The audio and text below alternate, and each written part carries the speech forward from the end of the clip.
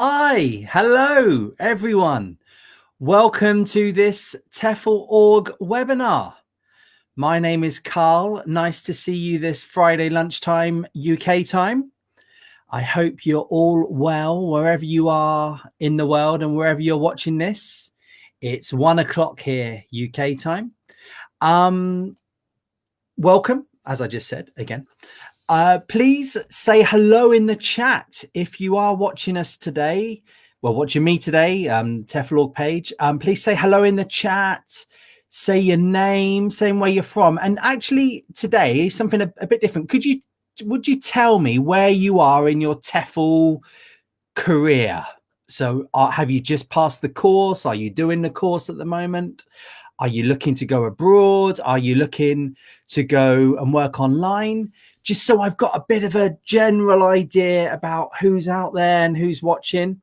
And that would be lovely. And just say hello. So basically, if you haven't watched any of my webinars before, let me tell you a little bit how this one's going to go. So basically, I'm going to use the theme of advertising yourself online as a TEFL teacher.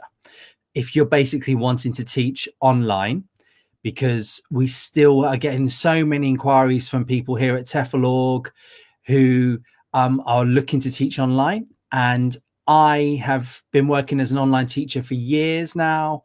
Well, I don't know, about 5 or 6 years. And hopefully I can just help you a bit with the advertising.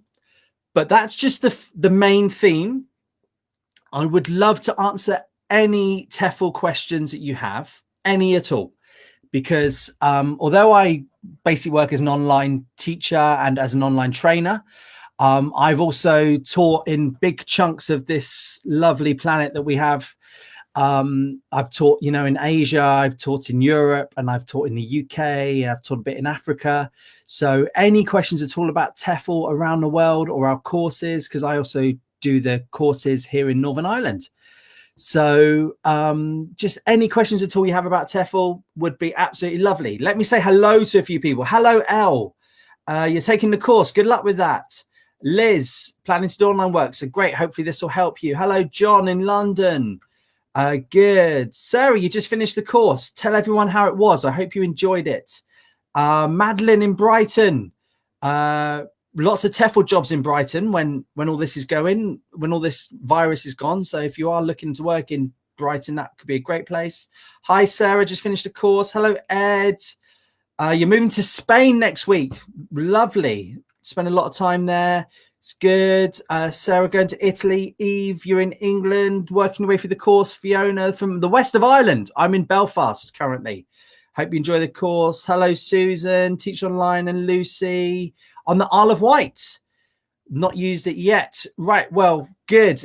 All of you there, good mix of people, look at different things. If you've got any TEFL questions at all, anything at all, throw them in that chat and I'll try to answer them as best I can. Well done, everyone. Thank you for joining me. Right. So if you are planning to work as an online teacher, you've got basically, I mean, sort of two ways to work as an online teacher. And the first one is to go and work for a company. So you would look for, there's lots of jobs, for example, on our TEFL.org website. There's a job center there where companies advertise they want TEFL teachers, mainly based in Asia, but not always, but mainly based in Asia. And they have lots of students and they need teachers. And you go on there, you tell them who you are, tell them a bit about yourself, and then you do some sort of application. Maybe you have to do some sort of trial lesson, that kind of thing, and you go and get a job with them.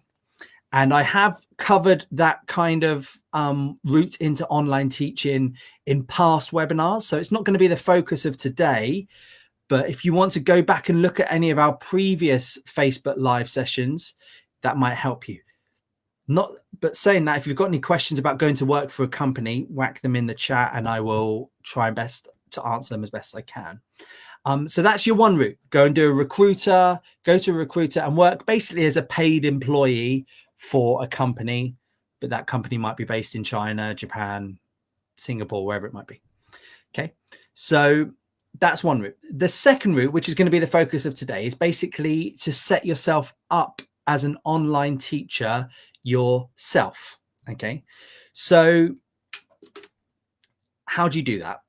Right, the first thing that you've generally, right, so there basically, then there's two ways to work for yourself. You can go and sort of advertise yourself as on some sort of like online marketplace, online sort of teaching advertisement platforms, Verblin, Italki, or I never pronounced that right, I'm sure, that kind of thing. And then you basically you set up an account, you decide how much you want to charge, you say who you are, and you say the kind of parts that you're happy to teach, and then you try and get students through that way, and you can charge what you want within reason, because obviously if you pitch yourself too high, then you're going to be you're going to probably price yourself out of the market. So you've got to sort of look at what people are charging. If you're going to teach, I don't know,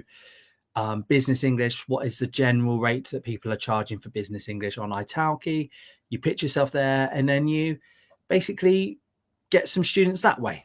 All right, so you're basically sort of advertising through somebody else's website, through a company's website, and they take a fee from that. Okay, Italki, I don't know how to pronounce it, Ed, but thank you very much. Italki, is that how you pronounce it? Interesting. Okay, thank you very much. Italki, why not Italki? A bit like talcum powder. Let's go with that. Right, so that's one way of doing it. Okay, and please, if you've got any experience of doing that, go for it. I personally have never done it that way. I've never used any websites. How did I do it? I wrote my own website. Okay, so I bought a domain name which was linked to the type of teaching that I want to do, and I built myself a website using like a web-based software called WordPress. And you know, I'm quite tech savvy. I'm not, you know, I don't know how to program anything like that, but I feel like I'm comfortable using various tools, and I used basically my confidence in doing that, but also lots and lots of YouTube videos to try and help me to get to the stage to make a website, basically. So as part of the website, I would have a landing page which would basically be the page that I would give out as the address to get the students to land on. And then on that would basically be like my special offer, or would be some sort of booking system that would link to a calendar, something like that. And I went from that. Okay, so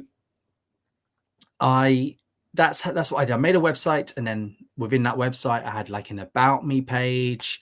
I had some testimonials from students. Yeah, I think, at the start you might not have any testimonials, so you might have to be a bit creative in your thinking about how to make a testimonial. I put some nice pictures of me. I put my prices up. I put my life experience up, like maybe like a CV, that kind of thing. And that was my website, and I built that website. So you've got a website, but you've got to then somehow get the students to get to the website. How? So the main way I did it was through social media. So I built a Facebook business page. We built this, you don't have to build it like you do a website. It's relatively easy. If you've got your own Facebook page, it's similar to that. You create that, and then I would put some little videos in there. So sort of like some free 10-minute lessons, 15-minute video lessons, that kind of thing. I would do live question and answer sessions that were a bit unsuccessful at the start, but then became more successful as my numbers grew. And I would start to post those videos in various Facebook groups. So, for example, there are Facebook pages, and they are created by people for one reason or another, but they they tend, but I would go in as my Facebook page and I would comment on that, and or I would go in as me and I would post a video and I would say, look, here is a 10-minute lesson for free, guys. There you go. Hopefully that would then take them to my Facebook page, and then that would take them onto my website through the links, that kind of thing. And then through that, I very slowly built up my numbers in Facebook. So I was sort of going up through, I don't know, I'd got about 10 people a week, and I thought that was quite good. But I was sort of struggling to convert that into paid online lessons. I would get lots of people contacting me. So then I started going down the route of, paying for advertising, basically. So please, if you've got any more questions about this, please say hello. Please put them in the chat. I'd love to hear from them. Okay. So anyway, what would I do? I started paying Facebook to advertise. Okay. So I looked into Facebook ads, right? And Facebook ads can be a bit of a money pit. Okay. It can be quite easy to lose money relatively quickly on that without much success. So if you've got yourself a Facebook page, I think just be very careful at the start on advertising.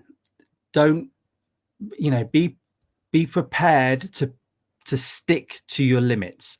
Don't just keep thinking, okay, if I'm just going to throw a £5 at this, or I'm going to throw £10 at that. So I started paying £1 a day for some advertising, and I very tailored that advertising to meet certain groups. So for example, I didn't want that advert to appear in countries where the people would struggle to pay for my rate of pay. At that time I was in London. I'm now in Belfast, but in London, it's quite an expensive place to live, and you don't want to have, you struggle to work and live on a certain wage. Let's say, I don't know, 15, £20 an hour, something like that. So I wanted to get that much, 20, 25. I actually advertised myself at £30 an hour when I started. And I knew that there were certain countries where the people just generally can't afford to pay that. So I would concentrate my Facebook ads on countries where they generally could afford that. And that tends to be sort of Japan. That tends to be sort of the cities in Europe, countries where there's oil, although the oil price is now quite low, but countries where there's lots of oil, people tend to have a bit more money. And I would very much tailor my adverts to do that. And basically I lifted the total numbers on the course, on my page. And I got my numbers up to about sort of 20,000 followers, and that worked well. And then I kind of stopped the adverts, and then things started to grow naturally, because unfortunately in this world, people see numbers as quality. Whether that's true or not, I don't think it is, but that's basically how I worked. And then through that, I started to get organic, as in didn't cost me anything, people coming into my page. I would then send them to my website, and people would start getting me booked up like that. Okay. There's a question there from Susan. I'm sorry if I babbled on a bit there. Just be careful. I'm sorry. Okay, please tell me in the chat if I'm babbling on. Okay, right. Susan, hello. Do you find upkeep of your website time consuming? Is it as easy to update as a Facebook page? No, I don't think it is. It's a lot easier to update a Facebook page, but I don't think personally that you can do it just with a Facebook page. The reason being is because if you're kind of shutting yourselves off from things like Google searches. I haven't talked about Google ads yet. I will do in a bit. Google searches, I think it looks more professional if you have a website alongside a Facebook page. So I think you need to have both, right? Do I find upkeep of it time consuming? Right. So the website, I don't overly update much anymore. Okay, it's I now really update my Facebook page, and then I get that you can have those widgets. They're called widgets, where when you update your Facebook page, it goes through into your website. So I do that, and that's quite easy to set up once you've got going. You have to keep the Facebook page going on a bit. Okay, you do have to keep. I'd say you need to post at least once a week in there. You also need to reply to all the messages that people send, and you will get a lot of time wasters. That takes up a bit of time, and because Facebook doesn't really like pages that are inactive. They like pages that are active, and that will help you sort of arrive up a bit in the search results, and also will allow you to sort of come up on people's feed, I think, a bit more. So it's not as easy to update a website, but once you've got it up there, you don't have to update it that often. You do have to update it sometimes to help Google searches, but definitely keep your Facebook page, your Twitter page, if you're going to go down that route as well. Okay. Hope that answers your question, Susan. Thank you. Ed, hello. I did my first paid Facebook ad for £15. I had nearly 700 likes, reached over 70,000 people, and had nearly 2,000 post engagements. I can feel a but. Out of that, I had 100 people like my Facebook page. How can I convert these into paying customers? Okay, Ed. Right. So, I think do you then only use a Facebook page, or do you also then funnel people into a website? Marketing, it's a good idea of having an idea about the marketing funnel. So basically you are starting with all these ways of a funnel. If you're not sure, is the thing that you put in a bottle. I haven't got a bottle. And then you can pour into it, and then it won't spill as it goes down into the bottle. Okay, that's what a funnel is. And basically there's a similar theme with marketing, in that you've got all the people at the top of the funnel where you're getting people from everywhere, and you're trying to get them to a certain place, basically. And Ed, did you have, for example, a landing page on your website? So did you say, okay, watch this video, like my page, and then look at this post, and then underneath the post, you see the funnel's getting smaller. There's a link to your landing page, and maybe then people click on that landing page, and then hopefully on there you've got something like, this is Ed's special offer. If you do something today, you can have a big discount if you book up this 1 hour lesson, or something like that. And then hopefully try and get them that way, Ed. So I think if you just have a large number of Facebook followers, it's very difficult to convert them into paid customers. So you'd need to force them to go to somewhere where you will then get the money from them. And that could be, you could also do things like, it doesn't have to just be Facebook. It could be things like email marketing. It can be Google ads, that kind of thing. Okay, so I think, Ed, if you're still there, just tell me if you were throwing people onto your website, or whether you just had them in Facebook. Because if you just got them in Facebook, I find it doesn't really work. You got to push them somewhere else. Okay, hope that answers your question. Right, so you've done Facebook, and lots of people think that Facebook is the best way, but I'm not so sure, because I think if you're niche, and by niche I mean the type of English you teach is more professional. So for example, it's for something like a business English, or whether it's for something like maybe some sort of professional exam that people have to take, they might, people might take you a bit more seriously if you're on something like LinkedIn, or they might take you a bit more seriously if you're on something like Twitter, because it's sometimes seen as more professional than Facebook. And that is, so maybe you want to start going down that route, and you advertise your page on LinkedIn, or you advertise your page on Twitter. You get involved in a few questions, like do your hashtags, business English, hashtag English for presentations, hashtag Trinity exam, whatever it might be. Okay. So, you need to sort of think about your target market kind of thing. And by going through that, you do the same thing. You're sort of funneling through. So Facebook is one way to funnel them in, but it could also be Twitter is another way. And it could be that LinkedIn is another way. It could be your email marketing is another way. And you're sort of funneling in people like that. Okay. So don't just think about Facebook as the social media. Also think about Twitter, and also think about LinkedIn, maybe, depending on your niche. Now, I do believe it's a good idea to have a niche. Don't just set yourself up as Carl the English teacher. Why? Because it's hard to target your advertising if you're just Carl the English teacher. Okay, it's really hard to sort of think, okay, where do I have, what keywords do I get people to search for, that kind of thing.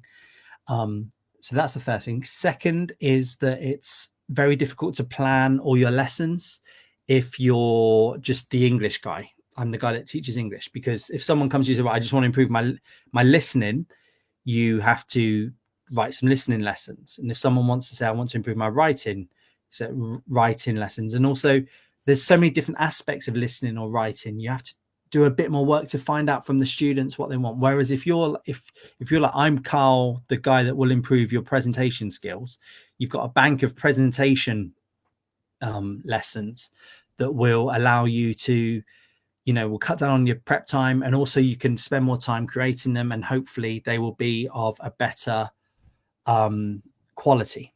Yeah. So have a niche. Don't just set yourself up as Carl, I can do anything, because it doesn't really work. Be known as Carl the English guy, Carl the improve your reading English guy, whatever it might be that you kind of think about. Okay. Good. Right. There's a couple more questions. So basically, rule from that one is don't just concentrate on Facebook. Think about other things. Okay. And we're going to get to Google in a minute, because Google is sort of the big one in that terms. Okay. Ed, we answered that. Liz, how many students do I have now? That's a very good question, Liz. Right. So I personally don't fully teach online with my students. And the reason being is because I work as an examiner. So I've been teaching English about 15 odd years now, and I've got a good range of qualifications up to sort of master's level in teaching English, and that does then allow you to get involved in lots of different things. So I work as an examiner, I work as a teacher trainer. I'm currently doing some work for a British university because that interests me. Okay. I don't want to own personally myself. I don't want to fully just teach online, teaching students one-on-one. It's just not something that I personally don't want. I don't want to do right now at this stage in my career, because for me, it is a career. I've built myself up to manage schools and all that kind of thing. Okay. At my peak, I could have had full weeks of teaching, basically, if I wanted to, online. I had enough people, especially if I would lower my prices a bit, whereas I could make I could do 20 to 25 contact hours of teaching a week, 25 hours of one hour time being in front of a camera with a student. Personally, I don't think you can do much more than that, Liz. I think, if you're going to set yourself up to sort of teach 30 hours a week, you're going to be knackered pretty soon. And by the end of the week, you're going to be pretty tired, that kind of thing. So how many students do I have right now? I have not that many online, because I don't really want to, but I could have a lot more. Does that answer your question, Liz? I'm not sure if it does. If you're starting off and you're going to go down the route of advertising yourself and not going to work for anyone, please know that you're not going to have a full calendar quickly. Okay. I don't want to sit here and say, right, guys, set yourself up a website, start paying for Facebook ads. Within 2 weeks, you'll earn 500 quid a week, whatever it might be, £1,000 a week, whatever it is you want to, however much you feel like you need to earn. Okay. It takes time. You have to get yourself known out there. You have to get involved in the Facebook pages, get involved in conversations on Twitter, that kind of thing, before people will start to fill up. Okay. So what I recommend if you're starting off, why not go and work for a recruiter while setting yourself up as a website? Do both at the same time. Really doesn't have to be an either or situation. Okay. And I know people that work in schools, and I also know people, so they're physically, well, until the pandemic, they physically worked in a school while also teaching online in the evening. So they would do sort of 50-50. I don't think that just doing, just sort of concentrating on one at the early stage of your TEFL life is probably a good idea. Okay. Good. Thank you, Susan. Thank you, Paulina. That's lovely. Ed, you've just come back. You have a basic website at the moment, probably not quite ready yet, so I didn't funnel them through to the website. Yeah, I think the funneling through to the website is key, because that is how you can get the money, basically, and how you can sort of set them up and that kind of thing. All right. Good. Okay. Madeline, hi. Instagram. Yes. Good point. I didn't, I now probably use Instagram more than I do Facebook, and I haven't commented about that. Right. What do I think about Instagram? I personally have not used Instagram to advertise. However, I know that people do, and I know that people do successfully. Right. The reason why I don't use Instagram is because I teach online for my online students. When I was advertising for online students, and when I was, I do post now, but when I was regularly posting, basically, I felt that Instagram didn't really have the people that I wanted. The type of English I teach is to pass a test that is really world renowned as being the English test that you have to pass. It's quite a serious test. It can be. People can get quite stressed about it, that kind of thing. And I don't think it comes across very easily in like a video, like a quick Instagram photo or a quick Instagram story kind of thing. I think for me it doesn't it doesn't come across very well in Instagram, the kind of students that I'm looking at. And I also think, often my students are a bit older. They've taken the test a good few times. I'm probably very much generalizing, but probably Instagram is probably for people that are a bit younger, maybe, than the sort of people that I'm looking to take. Okay.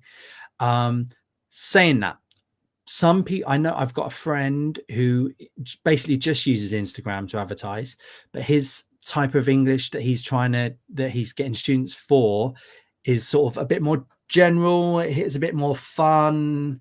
It's a bit more, yeah, I'm the guy that can improve your pronunciation. Woohoo. He's probably a bit more active and energetic and more Instagrammable than this is. Okay. So I hope that answers your question, Madeline. There.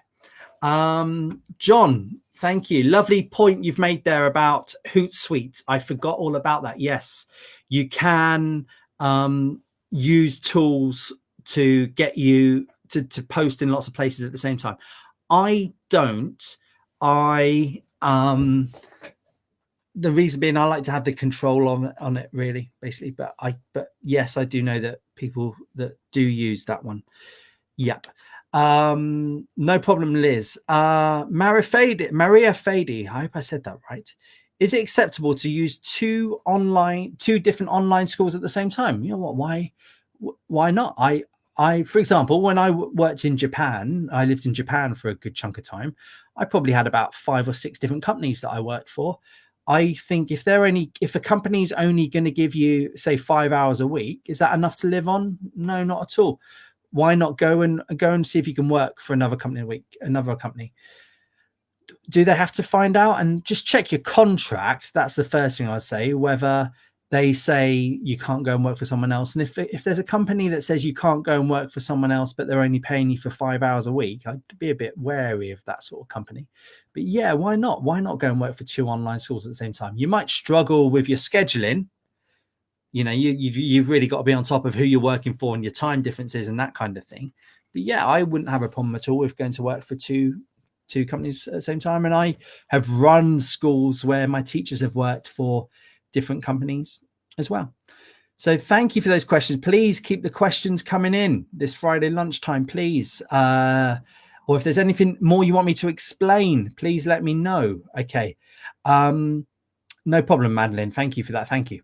Right. Right. So then let's get ourselves onto Google. So then Google is it's the one where I have personally lost the most sort of money on. I think my conversion rate on Google has not been as good as the funneling through social media to my website. And maybe that's me. Maybe I just don't know as much about how to use Google as I do how to use Facebook. I'm not saying that you shouldn't. I'm just going through my experiences. Okay. And so you have to set up AdWords. And you also need to be really on top of things like your search engine optimization. That basically means having your website having lots of keywords, for example, in your website that deals with the searches, because Google comes and indexes your website and then categorizes you. And then you've also got to be on top of things like links in and out of your website, that kind of thing, because Google checks all of these.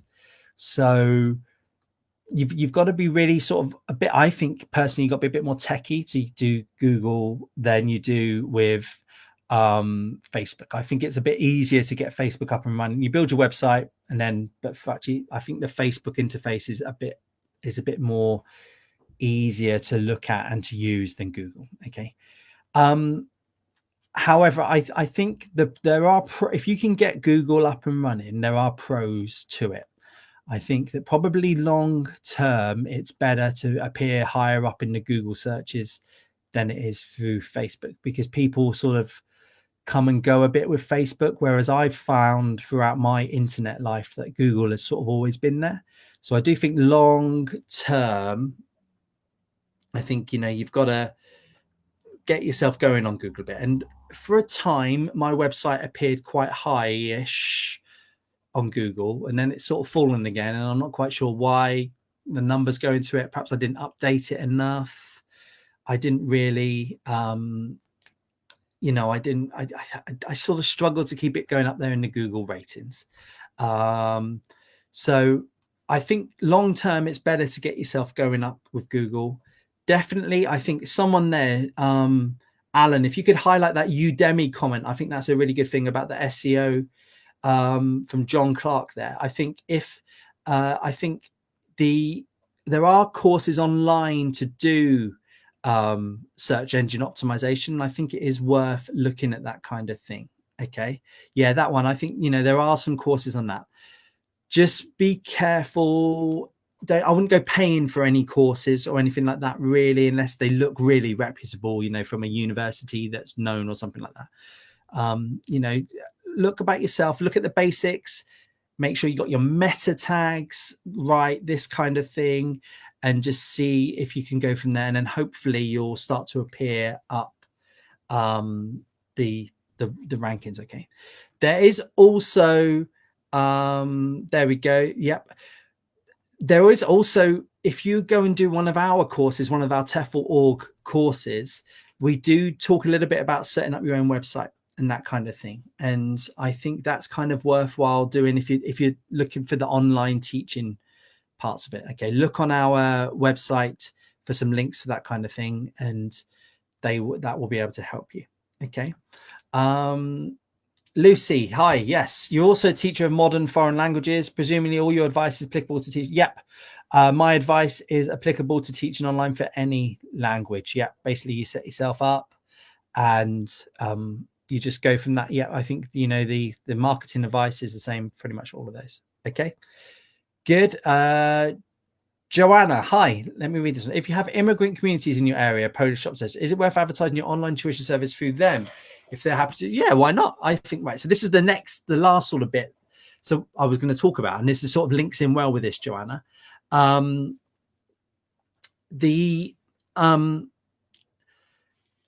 of the ways when I did start that I do get, I still get local people around me who use my website to get me to go and do face-to-face teaching with them one-on-one.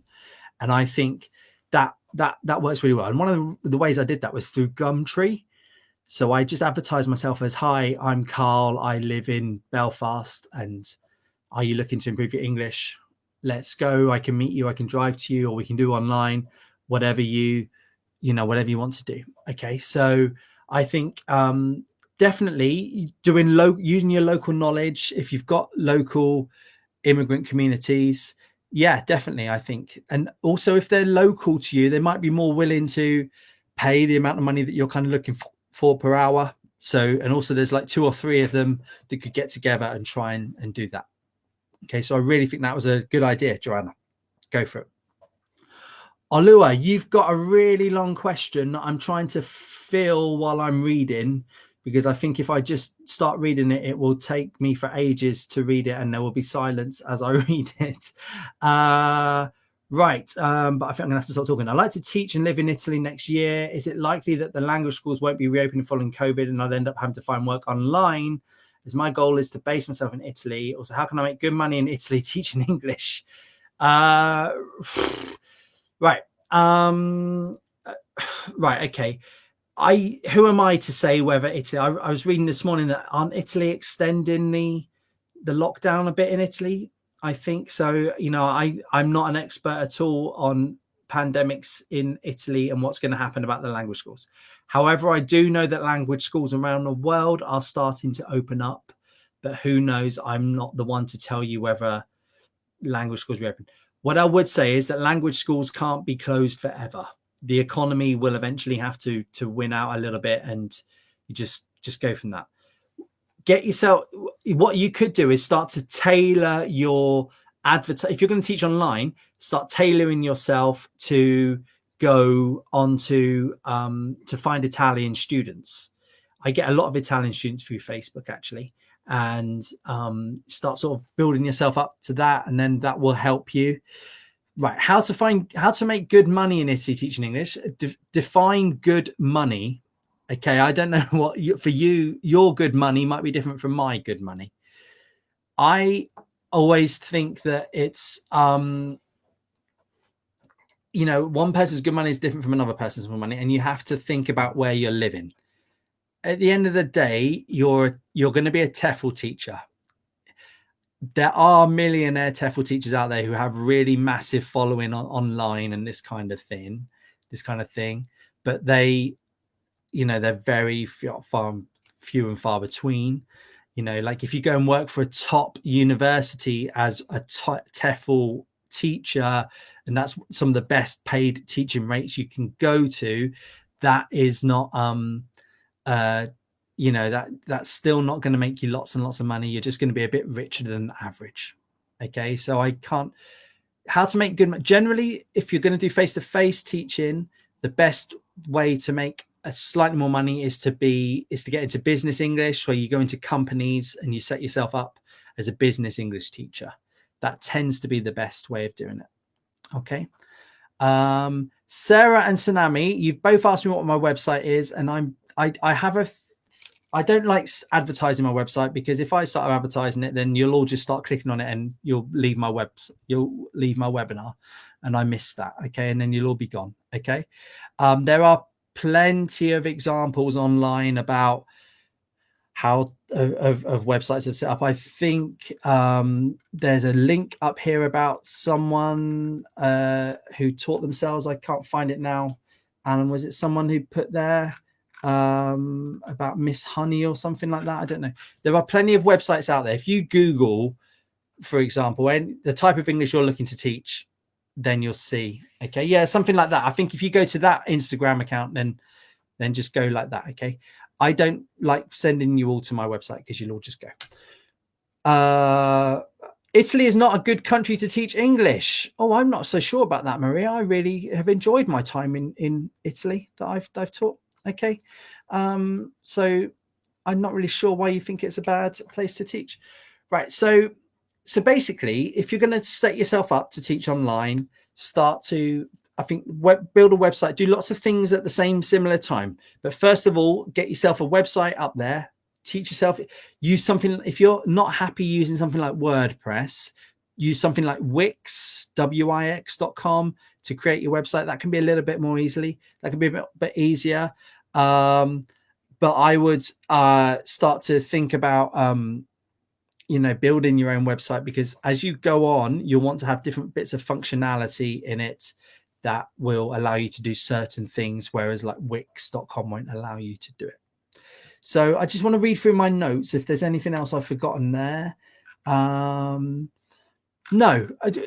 what I'd say is that, the theory of teaching online is the most important. Is the theory of language teaching can be transferred between teaching online and to be teaching in a classroom. Okay, so the most important thing is to get yourself some theory on how to teach languages, doing some sort of online course, and then just go, get yourself the theory of how languages are best taught in a classroom, and then that will easily transfer onto online through using the tools that are online. And it will also, you can add on extra modules in a language teaching course that will help you to teach online. Okay. Just a couple of questions before I go. Alua, I don't think I can answer that. I think that's aimed at someone else, isn't it? David, hello. What do you mean when you say teach the type of English you want to teach? Right. Don't, as I said a bit earlier, don't set yourself up as David, the English teacher. Set yourself up as David, the teacher that will help you improve your pronunciation. Set yourself up as David, the business English teacher for salesmen. Try and make yourself a niche. Because the reason being, David, rewind about 25 minutes if you want to, but basically it's really difficult to advertise yourself as David, the English teacher guy. There's way too many different types of English out there. There's academic English, there's business English, there's tourism English, there's kids English, and then within kids English you've got loads of different ages. Within exams you've got lots of different exams. People might just want to improve their reading or their listening or their speaking. People might want to just improve their vocabulary. People might want to just improve their spoken grammar. The smaller your niche, the easier it is to advertise. Okay. Tsunami, how feasible is it to teach online when you have another career? It depends how many hours a day your career takes. So if you're a doctor, I'm pretty sure you won't have much time to go and teach online. If you're going to set yourself up as your own website, that takes a bit of time. That takes you a bit of time to get up going. If you're going to do your full-time job, then have that alongside. It's going to take you a bit of time. Could you go and work for another company? Yes, maybe depending on the time difference, you could go and work for a company and teach between 7 and 9 a.m. and then you start your job at 10, whatever. I don't know. You'd have to tell me a bit more about that, Tsunami. Okay. Well, listen, everyone, thank you very much. Covered a lot there today. Hope you enjoyed it. Please keep tuning into these webinars. Please look back at some of the older ones. We have a blog post where we talk a lot about what we've just spoken about, okay, for the last hour. There, if you're thinking of doing a TEFL 120-hour, 150-hour course, please send us a message. We've got some really helpful people that work for us that can answer any questions you have. Okay. I really recommend you get that certification, because you can't really do much about the certification, because that is what you need to have in order to teach. Okay. So get yourself finish that 120-hour course, and then think about, maybe then if you're thinking about going online, think about some extra modules you could do. They don't cost that much more, and they really help you to stand out from a crowd of when you're saying, look, if you're going to a recruiter, you say, look, I've got my 120-hour certificate, but I've also got this online teaching experience practicum course. I've also got this 20-hour module that I've done to help me do that. Think about those kind of things, adding them extra on. If you're thinking about going into business English, can you add on a business English module, something like that? But the key thing is to get that 120-hour course. Once you've got that, then that opens up everything. You can go work abroad. You can also advertise yourself as a certified teacher on your website. You can also then apply for jobs as well. Okay. Thank you for everything. Okay. Thank you for watching. I hope you've had a nice day. Have a nice weekend. Thanks, guys. Bye.